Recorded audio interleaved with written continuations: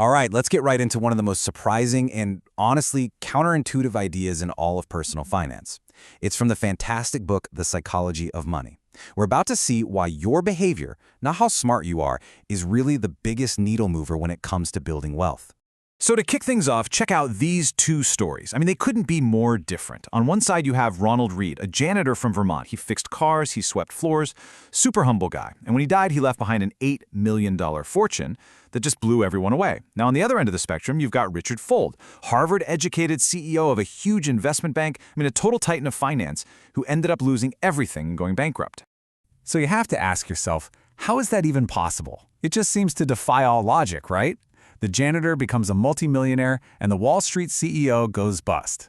What is actually going on here? Well, the answer boils down to one simple but really profound idea. When it comes to money, what you know doesn't matter nearly as much as how you behave. And this is the absolute core of the psychology of money. See, we think it's about complex spreadsheets and fancy degrees, but it's not. It's a soft skill. Your financial success at the end of the day is really just about getting a handle on your own emotions, your own biases, and your habits. This quote just nails it. Think about it. Ronald Reed, the janitor, he didn't need a PhD. He just mastered simple behaviors, like patience and living below his means. Richard Fuld, on the other hand, for all his intelligence, let things like greed and ego drive him right into a wall. It just shows that your behavior is so much more powerful than your resume. Okay, so if behavior is king, what's the first thing we need to wrap our heads around? Well, it starts with understanding these two invisible forces that are always at play in our financial lives: luck and risk.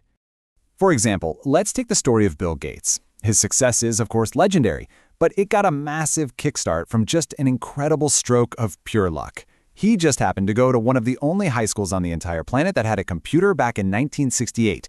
But here's the thing. For every story of good luck, there is a flip side: risk.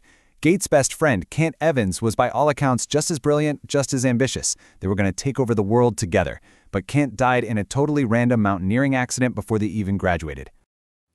Just look at those odds. Both of them were hit by these 1 in a million events. It was the same magnitude of an invisible force, just pushing in completely opposite directions. You see, luck and risk, they're just two sides of the very same coin. So the takeaway here is absolutely crucial. When things are going great, you gotta have the humility to realize that luck probably played a role. And when things fall apart, you need to have the forgiveness to understand that risk is just part of the game.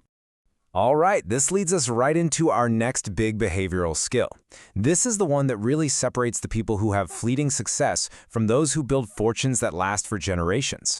Now, this is so interesting. Just look at the contrast here. Getting rich, that often requires taking big, bold risks. You got to be optimistic, you got to be confident. But staying rich, that takes almost the exact opposite mindset.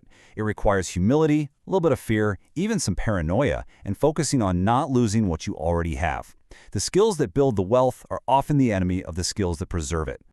So while getting rich might involve taking some huge swings, staying rich is really all about survival. It's about staying in the game long enough for the most powerful force in finance to start doing its thing. And that one thing? It's just time. That's it. The real secret isn't hitting home runs. It's just giving your money a long, uninterrupted runway so it can grow. This number is just staggering. Think about that. The vast majority of Warren Buffett's wealth was earned after he was old enough to collect Social Security. His real genius wasn't just being a great investor. It was being a great investor for like 75 years. He just survived, and that allowed the magic of compounding to do incredible things. This quote really gets to the heart of that survival mindset. It's about sticking around, avoiding ruin at all costs, because that's what builds real, lasting wealth. You just don't risk what you have and need for something you don't have and don't need. It's that simple. Okay, so if the main strategy is just survival, then what's the point of it all? What's the ultimate goal? What's the prize we're trying to win with money? Well, it's probably not what you think it is. What tons and tons of research shows is that the single biggest driver of happiness is not a bigger house or a bigger paycheck. Not at all. It's the feeling that you are in control of your own life. It's the ability to do what you want, when you want, with the people you want to do it with.